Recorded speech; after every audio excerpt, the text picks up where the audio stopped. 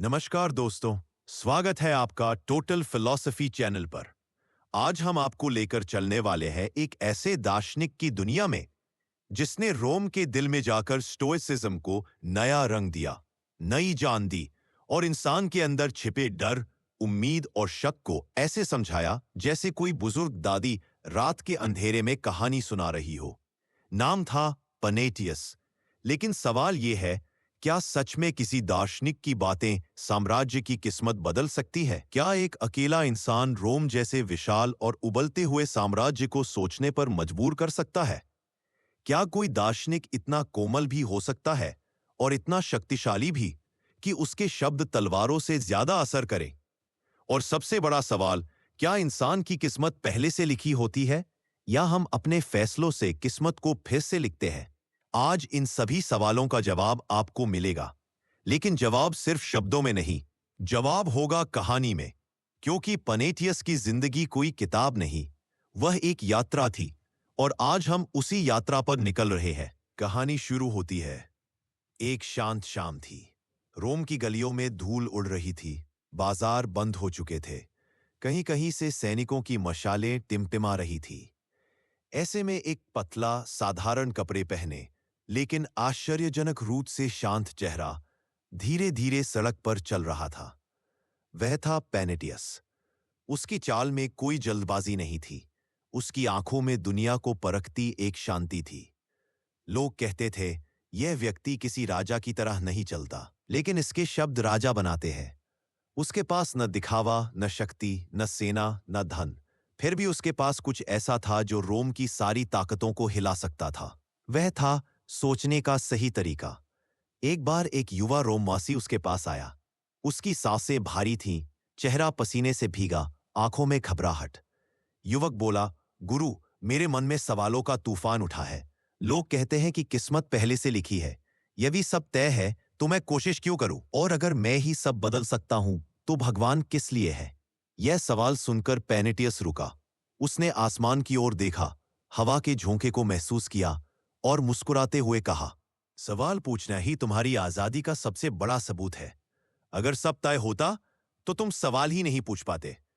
युवक अवाक होकर देखता रहा। उसके होंठ कांप रहे थे। तो क्या हम अपनी किस्मत खुद बना सकते हैं? पेनेटियस ने धीरे से कहा, किस्मत रास्ता देती है, पर तुम तय करते हो कि उस रास्ते पर कैसे चलना है।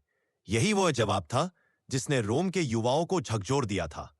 पहली बार किसी स्टोइक दार्शनिक ने किस्मत को लोहे की जंजीर में ही एक खुला हुआ दरवाजा बताया।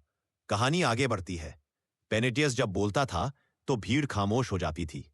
सिर्फ उसकी आवाज नहीं, उसकी सोच में ऐसी गर्माहट थी कि लगता था जैसे हर शब्द मन को छू रहा हो, दिल पर हल्की हल्की चोट कर रहा हो।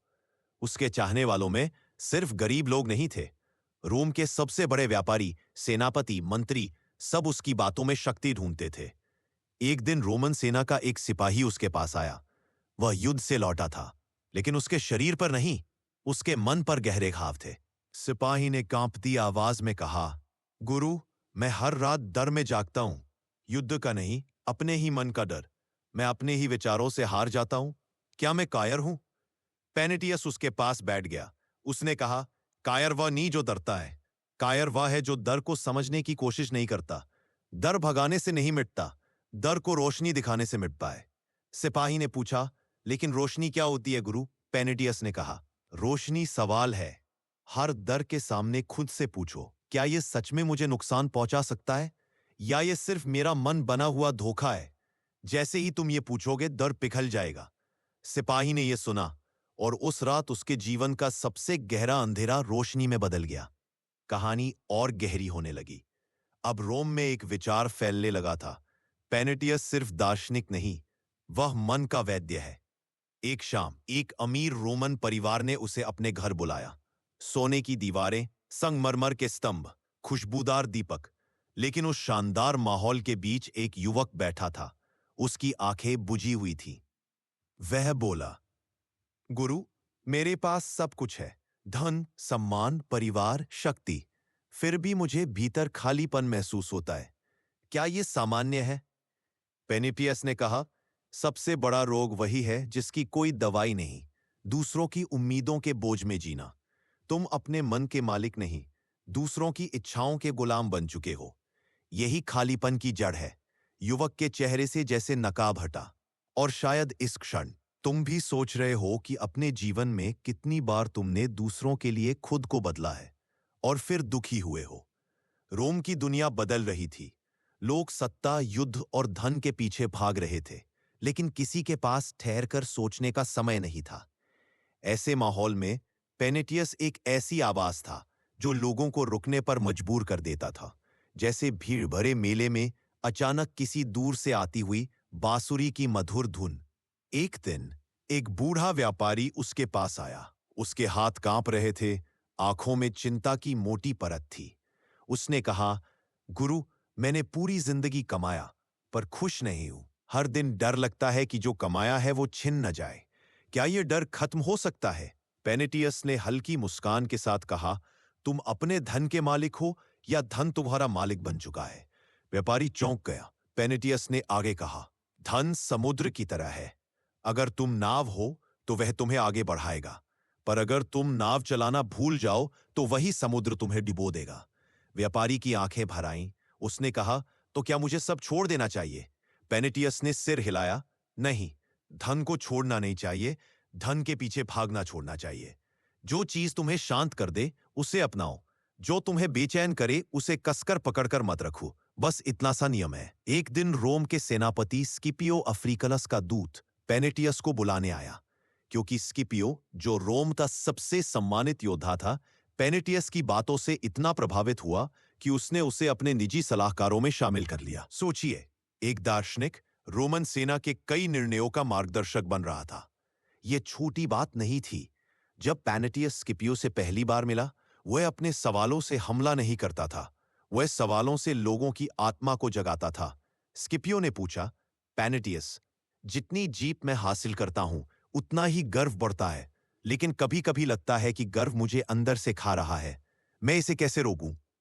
पेनेटियस ने कहा, गर्व तब तक अच्छा है जब तक वह तुम्हें सच्चाई सुनने से ना रोके। जब कोई तुम्हारी तारीफ करे, एक पल रुककर सोचो कि क्या यह सच है या यह सिर्फ हवा है जो पलटे में तुम्हें गिरा देगी। स्किपियो ने उसे गुरु मान लिया, और रोम की राजनीति में, जहां हर शब्द तलवार की तरह चल सकता था, पेनेटियस की सलाह आग में पानी की तरह काम करती थी। लेकिन पेनेटियस की कहानी सिर्फ सलाह की नहीं, उसके जीवन में दर्द भी था, संघर्ष भी था, और ऐसे पल भी थे जिन्होंने उसे अंदर तक बदल दिया। एक शाम वह अपने छात्र के साथ बैठा था। सूरज ढल रहा था, हवा में ठंडक थी और चिड़ियां अपने घोंसलों में लौट रही थीं। छात्र ने पूछा, गुरु, आप हमेशा शांत कैसे रहते हैं? क्या आपको कभी गुस्सा नहीं आता, कभी दुख नहीं होता? पेनेटियस ने गहरी सांस ली और कहा, संयम का अर्थ यह नहीं कि भावनाएं खत्म हो जाएं। संयम का अर्थ यह है कि भावनाएं तुम्हें बहा न ले जाए। छात्र ने फिर पूछा, लेकिन गुरु, अगर भावनाएं इतनी तेज हों कि वह रुकी नहीं? पेनेटियस ने कहा, फिर तुम बैठ जाओ, आंखें बंद करो और खुद से पूछो, मैं इस भावना के साथ क्या करना चाहता हूं? भावना नदी है, लेकिन दिशा तुम तय करते हो। उस रात छात्र ने पहली बार समझा कि भावनाओं से लड़ना नहीं, उन्हें संभालना सीखना चाहिए। कहानी आगे बढ़ती है। रोम के युवाओं में पेनेटियस एक सितारा बन चुका था। लोग उसके पास सिर्फ ज्ञान के लिए नहीं आते थे, वे आते थे क्योंकि उसकी बातों से उन्हें उम्मीद मिलती थी। आज की तरह ही, जहां इंसान के लिए उम्मीद सबसे दुर्लभ चीज बन चुकी है। एक दिन एक युवा लड़की उसके पास आई। वह बोली, गुरु, मैं समाज के नियमों में बंध कर घुट रही हूं। सब कहते हैं कि मुझे वही बनना है जो परिवार चाहता है। मैं खुद को कैसे पाऊं? पेनेटियस ने उसकी आंखों में देखा और कहा, खुद को पाना उतना मुश्किल नहीं जितना लोग बताते हैं। बस खुद से यह पूछो, मेरी खुशी किसमें है? और फिर उस खुशी के रास्ते पर धीरे धीरे चलना शुरू कर दो। चाहे 1 इंच ही क्यों ना बढ़ो, बस बढ़ते रहो। यही खुद को पाना है। उस लड़की ने पहली बार गहरी सांस ली। अब कहानी उस मोड़ पर पहुंचने वाली है जहां पेनेटियस का दर्शन रोम में तूफान की तरह फैलने लगता है। वह कठोर पुरानी स्टोइक शिक्षाओं से अलग था। वह इंसान को पत्थर नहीं बनाता था, वह उसे इंसान बने रहने देना चाहता था। क्योंकि वह कहता था, कठोरता ताकत नहीं, संवेदनशीलता भी शक्ति है। और यही कारण था कि लोगों के दिल में उसके लिए जगह बनी, सिर्फ दिमाग में नहीं। यह तो बस शुरुआत है। अभी उसके जीवन की सबसे गहरी, सबसे भावनात्मक और सबसे निर्णायक कहानी बाकी है। रोम की सड़कों पर उस दिन मौसम कुछ अलग था। हल्की बारिश, दूर दूर तक फैली धुंध और जलती हुई मशालों की पीली रोशनी, सब मिलकर ऐसा लगता था जैसे खुद आसमान पैनेटियस की आने वाली सोचों का इंतजार कर रहा हो। उस दिन पैनेटियस को बुलाया गया था रोमन सीनेट की सभा में। सीनेट, जहां दुनिया की सबसे बड़ी ताकतें बैठती थीं, जहां शब्द तलवारों से ज्यादा मारक होते थे, जहां एक गलत विचार साम्राज्य को भीतर से हिला सकता था। जब पैनेटियस अंदर प्रवेश कर रहा था, लोग उसकी सादगी देखकर हैरान होते थे। ना कोई भारी वस्त्र, ना चमकीले चिन्ह, ना गार्ड, बस एक साधारण दार्शनिक, लेकिन मानसिक शक्ति में किसी सम्राट से कम नहीं। सीनेटोरों में हलचल थी, युद्ध करीब था, साम्राज्य तनाव में था। सबको लगता था आने वाला फैसला रोम को या तो ऊंचाई पर ले जाएगा या अंधेरे में धकेल देगा।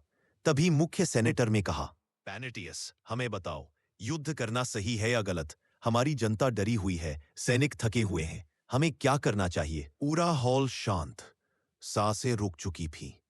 पेनेतियस ने आंखें बंद की, कुछ क्षण सोचा और फिर कहा, युद्ध करना या न करना, यह सवाल सही नहीं है। सवाल यह है कि क्या हम अपने डर से भाग रहे हैं या हम न्याय के लिए खड़े हैं। सीनेटर चौंके, लोग एक दूसरे को देखने लगे। पेनेतियस आगे बोला, डर के कारण किया गया युद्ध हमेशा विनाश लाता है, पर न्याय के लिए किया गया युद्ध यदि और कोई रास्ता न हो तो वह भविष्य बचाता है। पहले यह तय करो, क्या तुम्हें डर चला रहा है या तुम्हारा विवेक?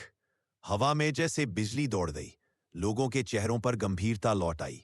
और उसी दिन पेनेतियस को समझ आया कि एक दार्शनिक का काम सिर्फ सिखाना नहीं, कभी कभी रास्ता दिखाना भी होता है। कहानी आगे बढ़ती है। सीनेट से लौटते हुए पेनेतियस एक पुराने मंदिर के पास कुछ देर बैठ गया। वहां एक साधारण सा आदमी साफ सफाई कर रहा था। उसने पेनेतियस को पहचान लिया और धीरे से पूछा, गुरु, क्या इतने शक्तिशाली लोगों के बीच बोलना मुश्किल नहीं होता? पेनेतियस मुस्कुराया, मुश्किल तब होता है जब तुम अपने मन की बात ना कह सको। जहां सत्य होने की आजादी हो, वहां कोई भी जगह कठिन नहीं होती। वह आदमी बोला, लेकिन गुरु, हम जैसे साधारण लोगों को यह आजादी कहाँ मिलती है? पेनेतियस का चेहरा थोड़ा गंभीर हो गया।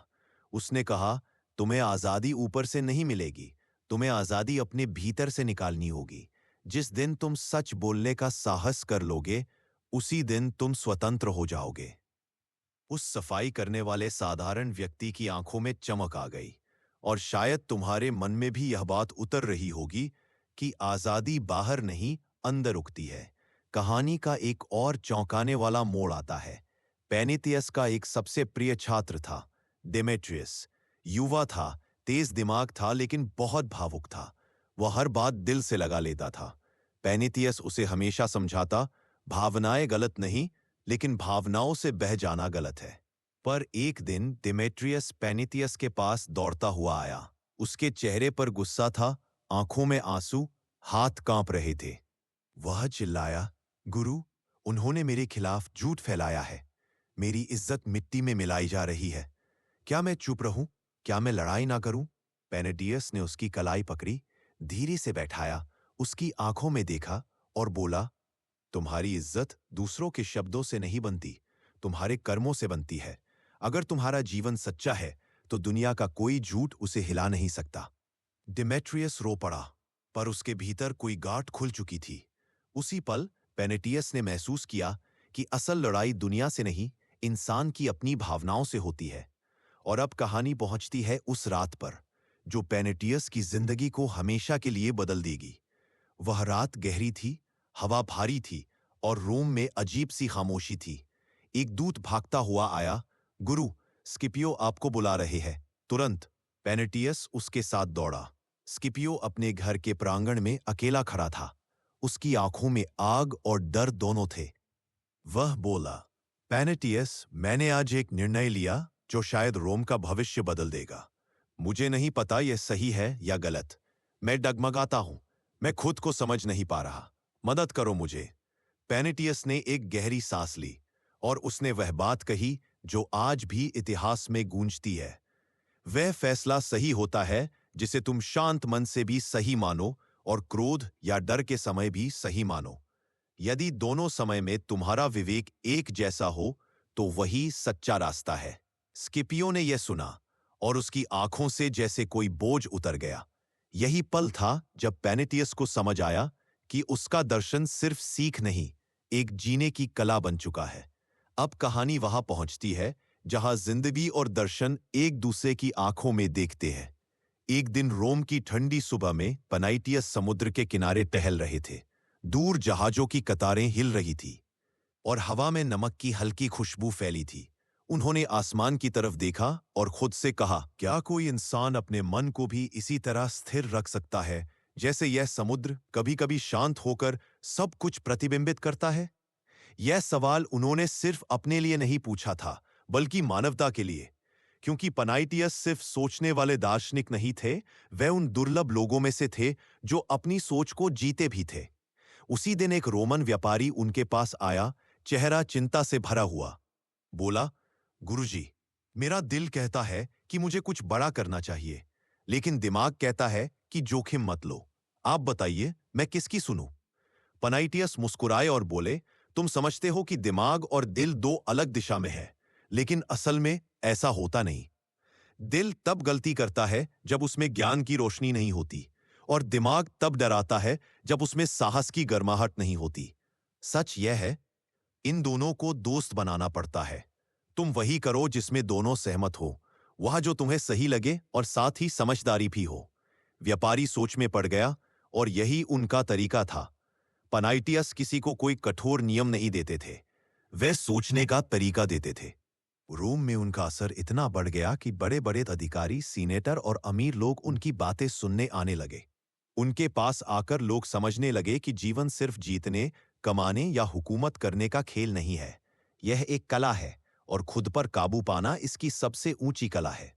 एक बार एक युवा सैनिक उनके पास आया और बोला, गुरुजी, मेरी सबसे बड़ी लड़ाई दुश्मनों से नहीं, खुद से है। क्रोध मुझ पर हावी हो जाता है। पनाइटियस ने धीरे से कहा, क्रोध वह आग है जो तुम्हें ताकतवर लगाती है, लेकिन वास्तव में तुम्हारी ताकत खा जाती है। सैनिक ने पूछा, तो मैं इसे बुझाऊं कैसे? पनाइटियस ने कहा, इसे बुझाओ मत, इसे समझो। क्रोध तब आता है जब हम खुद को बहुत बड़ा मान लेते हैं। अगली बार जब क्रोध आए, खुद से कहना, क्या मैं सच में इतना बड़ा हूं कि सारी दुनिया मेरे हिसाब से चले? बस क्रोध वहीं पिघल जाएगा। उनकी बातें लोगों के मन में एक बीज की तरह बैठ जाती, धीरे धीरे अंकुरित होती और फिर किसी दिन पूरी तरह खिल जाती। यही पनाइटियस की असली खूबसूरती थी। वे जीवन में धीरे धीरे उतरते थे, लेकिन गहराई इतनी छोड़ते कि कोई वापस पहले जैसा नहीं रह पाता था। समय बीतता गया। पनाइटियस उम्र में बढ़ने लगे, लेकिन उनकी सोच और भी साफ और भी शांत होती गई। एक शाम सूरज ढल रहा था और वे एक पुराने पुल के किनारे खड़े थे। उनके साथ उनका प्रिय शिष्य बैठा था। शिष्य ने पूछा, गुरुजी, क्या आपको कभी डर लगता है? भविष्य का, मौत का? पनाइटियस ने हल्के से हंसकर कहा, जिसे जीवन समझ में आ जाए उसे मौत भी दोस्त जैसी लगती है। डर तब लगता है जब हम सोचे बिना जीते हैं, लेकिन अगर मन साफ हो, इरादे सीधे हो और आत्मा हल्की हो, तो मौत डर नहीं, विश्राम लगती है। और उनकी इस बात में एक अजीब सी शांति थी, जैसे हवा भी सुनने के लिए थम गई हो। शिष्य बोला, तो क्या खत्म हो जाना आसान है? पनाइटियस ने कहा, नहीं, आसान तो जीना है, मुश्किल है सही जीना। उसकी यही लाइन मानो समय के रास्तों पर अंकित हो गई। जैसे जीवन का रहस्य यही हो, सही जीना सीख लो, सब हल हो जाएगा। धीरे धीरे उनकी लोकप्रियता इतनी बढ़ी कि रोम की बड़ी राजनीतिक हस्तियां उनसे सलाह लेने लगी। क्यों? क्योंकि पनाइटियस में एक अनोखी शक्ति थी। वे इंसान को उसके भीतर के साए दिखाते थे, लेकिन साथ ही रोशनी भी देते थे। वे कहते थे, हर इंसान में दो आवाजें होती हैं, एक जो हमें नीचे खींचती है और दूसरी जो ऊपर उठाती है। इंसान वही होता है जो ऊपर उठाने वाली आवाज को ताकत देता है। और इसी विचार ने स्टोइक फिलॉसफी को बदल दिया। पुरानों का सख्त और कठोर स्टोइकिज्म पनाइटियस के हाथों में नरम, मानवीय और जीने लायक बन गया। अगर पुराना स्टोइकिज्म लोहे जैसा था, तो पनाइटियस ने उसमें फूल उगा दिए। ऐसा नहीं कि उन्होंने सिद्धांतों को कमजोर किया, उन्होंने उन्हें इंसानों के लिए आसान बना दिया। एक रात रोशनी कम थी, रोम की गलियों में शांति पसरी थी। पनाइटियस अपने छोटे से अध्ययन कक्ष में बैठे थे। उनकी आंखें किताबों पर नहीं, अपनी ही सोच पर टिकी थी, जैसे वे अपनी ही आत्मा से बातचीत कर रहे हों। वे खुद से पूछ रहे थे, क्या मेरी बातों ने दुनिया का कुछ बदला? और फिर खुद ही जवाब देते, अगर एक भी इंसान ने अपने जीवन को साफ नजर से देखना सीख लिया तो हाँ, यह काफी है। उनकी जिंदगी में कोई नाटकीय मोड़ नहीं था, ना कोई बड़ा युद्ध, ना कोई राजनीतिक लड़ाई, लेकिन उनकी सोच एक भीमी नदी की तरह थी, शांत लेकिन रास्ता काटती हुई। उनके विचारों ने आने वाले सदियों तक रोम की रीढ़ बनकर खड़े लोगों को ताकत दी। सीनेका, मार्कस ऑरेलियस और जाने कितने ही मन। पनाइटियस की जिंदगी जैसे जैसे आगे बढ़ रही थी, रोम भी बदल रहा था। शहर पहले से कहीं ज्यादा शोरगुल से भरा था। बाजारों की चीख पुकार, राजनेताओं की बहसें, सेना की रणनीतियां और आम लोगों की परेशानियां। लेकिन इन्हीं शोरों के बीच एक आवाज थी जो लोगों को अंदर की ओर मोड़ देती थी। पनाइटियस की आवाज। वे इतने शांत स्वर में बोलते थे कि लोग उनके पास आते ही धीमे हो जाते, जैसे किसी पवित्र स्थान में प्रवेश कर रहे हो। एक दिन रोम का एक बहुत प्रभावशाली सेनापति उनके पास आया। माथे पर तनाव की रेखाएं, आंखों में थकान। उसने कहा, गुरुजी, मेरे पास सत्ता है, सेना है, नाम है, फिर भी अंदर चैन नहीं मिलता। हर फैसला भारी लगता है, हर जीत भी अधूरी। पनाइटियस ने बिना किसी किताब को खोले सिर्फ उसकी आंखों में देखकर कहा, सत्ता से पहले इंसान को खुद पर शासन करना सीखना पड़ता है। जो खुद पर शासन नहीं कर सकता, दुनिया पर क्या करेगा? सेनापति के चेहरे पर पहली बार हल्की राहत आई, जैसे किसी ने उसकी आत्मा का बोझ थोड़ा सा उठा लिया हो। पनाइटियस की यही खूबी थी, वे किसी के भी मन की उलझन को सुलझा देते, बिना जज किए, बिना डराए। लेकिन उनकी शिक्षा का असली कमाल अभी भी बाकी था। उनका मानना था कि इंसान सिर्फ अपनी सोच का नहीं, अपने वातावरण का भी परिणाम होता है। इसलिए वे कहते थे, मन को बदलने से पहले अपने जीवन को बदलो, अपनी संगत बदलो, अपनी आदतें बदलो, अपनी दिनचर्या बदलो। बदलाव तभी आता है जब हम आसपास को भी बदलने की हिम्मत रखें। और यही सोच एक दिन एक युवा छात्र पर गहरी छाप छोड़ गई। पोसिडोनियस, यह वही छात्र था जिसने बाद में पूरी दुनिया में पनाइटियस की सोच को फैलाया। लेकिन उस समय वह एक उलझा हुआ, बेचैन और बहुत भावुक लड़का था। एक शाम पोसिडोनियस ने उनसे पूछा, गुरुजी, क्या इंसान अपनी किस्मत बदल सकता है या सब पहले से लिखा हुआ है? पनाइटियस ने कुछ क्षण चुप रहकर कहा, किस्मत वह नहीं जो लिखा हुआ है, किस्मत वह है जो तुम हर दिन अपने छोटे छोटे फैसलों से लिखते हो। बड़े मोड़ नहीं, छोटे कदम ही इंसान की कहानी लिखते हैं। पोसिडोनियस यह सुनकर कुछ देर तक कुछ बोल ही न सका। उसके अंदर पहली बार यह एहसास हुआ कि भाग्य कोई भारी चट्टान नहीं, बल्कि मिट्टी की तरह है जिसे इंसान अपने हाथों से आकार दे सकता है। समय बीतता गया, पनाइटियस का प्रभाव इतना गहरा हो गया कि रोम के घरों में, स्कूलों में, सेनाओं में, यहां तक कि राजनैतिक निर्णयों में भी उनकी सोच के निशान दिखने लगे। लोग अब समझने लगे थे कि कठोरता से नहीं, स्पष्टता से, डर से नहीं, बुद्धि से और क्रोध से नहीं, कर्म से जीवन आगे बढ़ता है। लेकिन पनाइटियस को एक बात की चिंता हमेशा रहती थी, क्या लोग दर्शन को सिर्फ सुनकर छोड़ देंगे या सच में जीना भी सीखेंगे? और इसी चिंता में उन्होंने एक खूबसूरत विचार लोगों को दिया, एक ऐसा विचार जो इतिहास में पहली बार उनके मुंह से निकला। दर्शन वो नहीं जो तुम बोलते हो, दर्शन वो है जो तुम हर दिन करते हो। यह वाक्य ऐसा था जिसने स्टोइक दर्शन को लकड़ी से सोना बना दिया। पहले स्टोइक्स कठिन नियम देते थे, लेकिन पनाइटियस ने उन नियमों में सांस डाल दी, जीवंत, समझने लायक, रोजमर्रा की जिंदगी में इस्तेमाल होने वाली सांस। उन्हें पता था कि इंसान कमजोर है, लेकिन सीख सकता है। उन्हें पता था कि इंसान डरता है, लेकिन समझने पर बहादुर बन जाता है। उन्हें पता था कि इंसान गलतियां करता है, लेकिन सही राह दिखाने पर बदल सकता है। एक रात वे अपने कमरे में अकेले बैठे थे। बाहर हवा खिड़कियों को हिला रही थी, अंदर दीपक की लौ शांत थी। वे अपने जीवन पर सोच रहे थे, एक ऐसा जीवन जिसने कठोर दार्शनिकता को इंसानियत का दिल दिया। वे मुस्कुराए और बोले, शायद मेरी सबसे बड़ी जीत वही है कि मैंने दर्शन को आसान बनाया। और सच भी यही था। उन्होंने दर्शन को ऊंचे पहाड़ से उतारकर लोगों के हाथों में रख दिया, जैसे कोई दीपक जो अंधेरे कमरे को उजाला दे दे। उनकी सोच का प्रभाव इतना गहरा था कि इसके बिना बाद के स्टोइक दार्शनिक सीनेका, एपिक्टेटस, मार्कस ऑरेलियस भी पूर्ण नहीं माने जाते। पनाइटियस ही वह पुल थे जिन्होंने पुराने और नए स्टोइक्स को जोड़ा। उन्होंने कठोरता को मानवीय बनाया, उन्होंने कर्तव्य को समझने लायक बनाया, उन्होंने जीवन को संतुलित बनाया।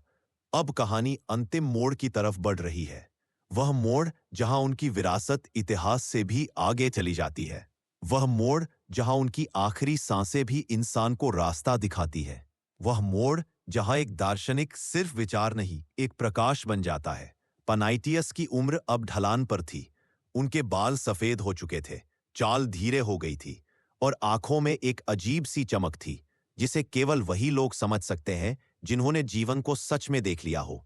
रोम की गलियों में अब भी उनकी बातें गूंजती थी। उनके शिष्य उनके शब्दों को ऐसे संभाल कर रखते थे जैसे कोई बहुमूल्य रत्न। एक शाम जब सूर्य क्षितिज पर लाल हो रहा था, पनाइटियस अपने छोटे से बगीचे में बैठे थे। हवा हल्की थी, पत्ते धीरे धीरे हिल रहे थे। उनके पास उनका प्रिय शिष्य पोसिडोनियस बैठा था। कुछ देर दोनों चुप रहे। फिर पोसिडोनियस ने धीमे स्वर में पूछा, गुरुजी, क्या आपको लगता है कि दुनिया आपको याद रखेगी? पनाइटियस हल्के से मुस्कुराए, जैसे यह सवाल उन्होंने अनगिनत बार सुना हो। उन्होंने कहा, मुझे याद रखा जाए या नहीं, इससे ज्यादा महत्वपूर्ण यह है कि मेरे विचार किसी के जीवन में थोड़ी रोशनी ला सके। अगर किसी की उलझन सुलझे, अगर किसी के मन में शांति उतरे, अगर कोई सच में जीना सीख ले, तो मैं जीवित रहूंगा, नाम से नहीं, विचारों से। पोसिडोनियस की आंखें भर आईं। यह वही बात थी जिसने उसे जीवन भर के लिए बदल दिया। उस रात पनाइटियस थोड़ा कमजोर महसूस कर रहे थे, पर चेहरे पर वही शांति थी। उन्होंने अपने शिष्यों को बुलाया। कमरे में हल्की रोशनी थी और सभी श्रद्धा से चुप खड़े थे। पनाइटियस ने धीरे से कहा, मेरे दोस्तों, याद रखना, जीवन में 3 बातें बहुत जरूरी हैं। पहली, स्पष्ट सोच, दूसरी, शांत मन और तीसरी, सही कर्म। बाकी सब चीजें समय अपने साथ ले जाता है।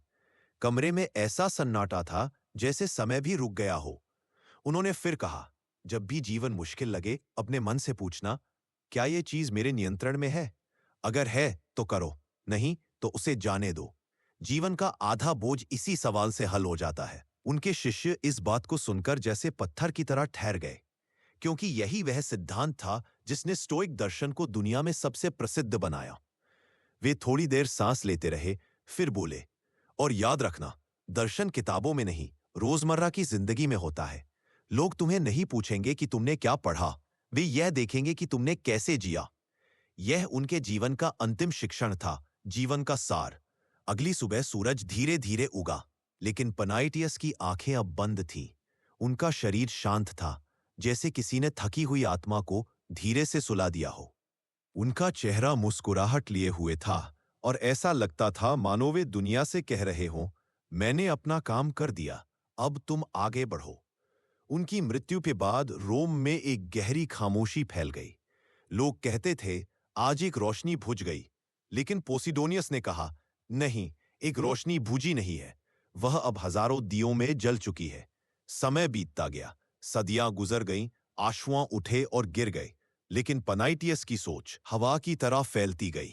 सीनेका ने उनसे प्रेरणा ली, एपिक्टेटस ने उनके सिद्धांतों को और गहरा किया, और मार्कस ऑरेलियस, रोम का सम्राट, उनकी ही सोच को अपनी किताब मेडिटेशंस में जीता रहा।